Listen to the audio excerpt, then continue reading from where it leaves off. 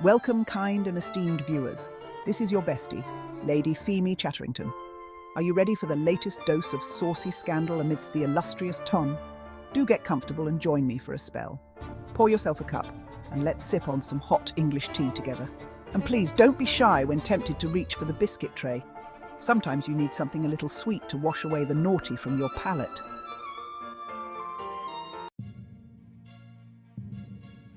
Lean in closer and prepare your ears, because the latest gossip will be sure to rattle your teacups and have you clutching your pearls from the foul nature of it all. My dears, as I sit in the comfort of my drawing room, I feel it my duty to forewarn you of a particular scourge who has lately resurfaced in our esteemed society. Picture, if you will, the illustrious halls of London, where the sound of laughter and the rustle of silks are commonplace. Yet amidst this grandeur lurks a man whose very presence casts a shadow over our merriments. This man is none other than Lord Cornelius Beckett. Lord Beckett is, without a doubt, a man of considerable means and title, his fortune built on the toils of generations past. However, his wealth and position do little to mask the odious nature of his character. An elderly, decrepit man with a miserly disposition and a visage that could sour milk, he is now on the prowl for a young, unsuspecting wife. His intent? To sire an heir to carry on his name and inherit his fortune. As his first wife, who died young, heavens rest her soul, was barren and unable to provide him with any children. But oh, dear friends, I must implore you to heed my warning and steer clear of this loathsome creature. Allow me to paint a portrait of Lord Beckett for you. His countenance is one of continuous displeasure, his mouth perpetually turned downward in a sneer that seems permanently etched upon his face. His eyes, small and beady, dart about suspiciously, as if he is constantly on the lookout for those who might wish to relieve him of a shilling. His hair, once a proud chestnut, has thinned to the point of near invisibility, and what remains is a dull, lifeless grey.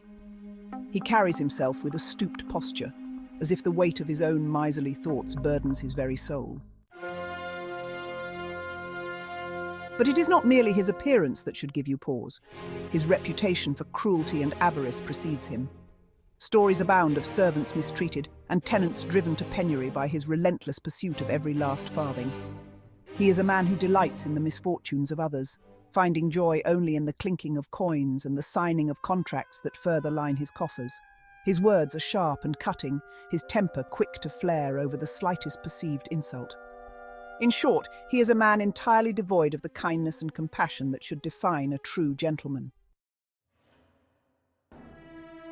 Now, I hear you ask, why does this man who has lived his life with such disdain for others seek a young bride, and now, at his ripe age? The answer is simple. He is desperate to secure his legacy. Without an heir, all his wealth and titles will revert to distant relations whom he despises with all his rotten heart. And so he seeks to entrap a gullible young lady of our society, one who will bear him a child and ensure that his name endures and his legacy is safe from his familial foes. His sole desire for a bride and heir is of pure spite toward his estranged family. Trust me when I say, finding love or a love match could never be a motivating factor for Lord Cornelius Beckett. But woe betide the lady who falls into his loathsome clutches. Imagine a life spent in the company of such a man, where every penny is scrutinized, every action monitored, and every joy overshadowed by his insufferable presence. There would be no escape from his tyranny, no respite from his incessant demands, liberties, and criticisms. A marriage to Lord Beckett would be a fate worse than spinsterhood, a life of perpetual misery.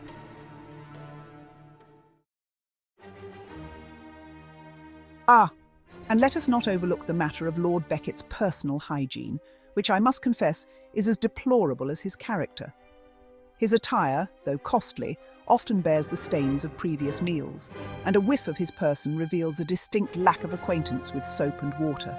His breath is as foul as the stench of death and that of putrescent flesh. And the air around him carries a soiled, musty odour, mingled with the faint scent of stale tobacco and perspiration, making proximity to him an ordeal for even the most stoic of ladies. Indeed, His disregard for cleanliness is yet another testament to his utter disregard for the finer sensibilities that define our society.